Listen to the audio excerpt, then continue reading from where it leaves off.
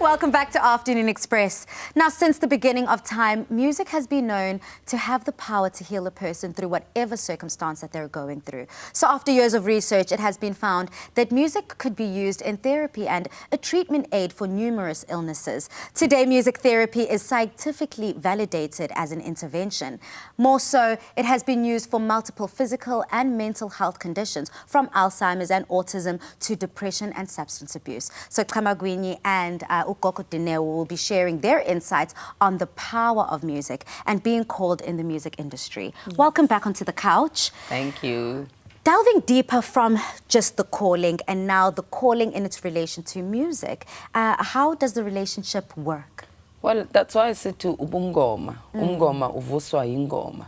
So meaning spirit awakens through music and drumming. That's the power of music, whether you are called to become a sangoma or not, but it's healing because it speaks to the thing that is the essence of who you are, the spirit.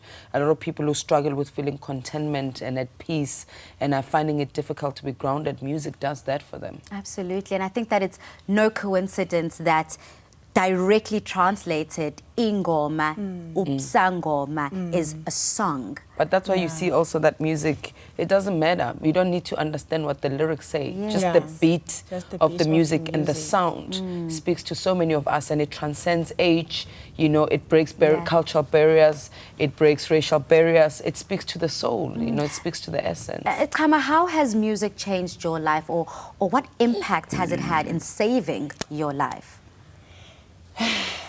As I always say, like, music saved me, you know. Like, I can easily say I was saved by music.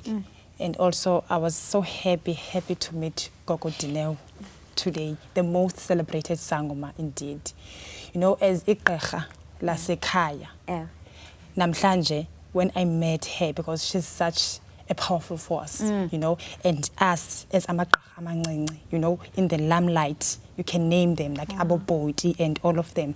We learn a lot from her about ubungoma and sibudibanisa njani ubungoma bethu with the music itself, and how to become these celebrities, ne? But knowing how to control the calling when you're on stage and we're off stage.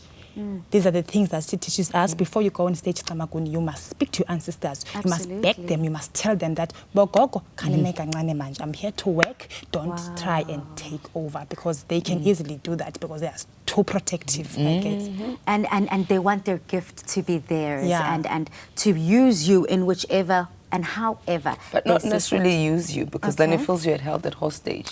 But to be in connection, that even, you know, because they take over if they feel like you're going off the radar with what they've called you to do.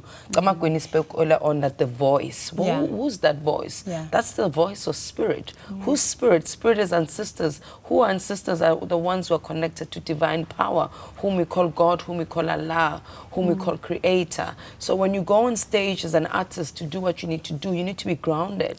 Because when you are grounded, whatever offering you are offering your audiences will feed the souls, will heal. Then people say your music is magical, your music is soulful, because that music is connected to ancient beings that sang before you even were born. Absolutely. So we want to take all of this wisdom and power and continue to feed it through to our audiences at home. So we've asked you online on our social media platforms at the beginning of the show, what is your opinion on a calling or ubizo? So you've got one comment here, and it goes like this: I think it is a great thing because you're able to heal or help others, which I completely agree. We've got another one here from Floyd saying, a calling is not a bad thing if it's meant to be, and if it's meant to be, it can be, and that's exactly what we see. Can I clarify an assumption? Because an assumption is that, and that's why people get overwhelmed to hit their callings, because a lot of times people feel that the calling is for others. It's calling you to align with yourself, to be grounded and be rooted.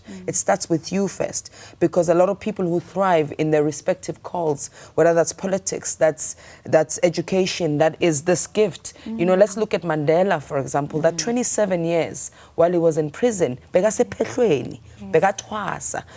uktwasa is to to be born again and be rebirthed. And for some people, they don't understand why he wasn't better. He came out better because of the 27 years he got time to reflect. It was that rebirth. You know? Yes, it was that rebirth, and it's to first connect, and then when you connect, then you get a clarity if this is for you and your family alone, or if this is for the world. Not everybody's gift is for the world. Some gifts are just for us and our families. Absolutely. And I find, especially with your case, Cama, it's so interesting how your third album was called The Rebirth.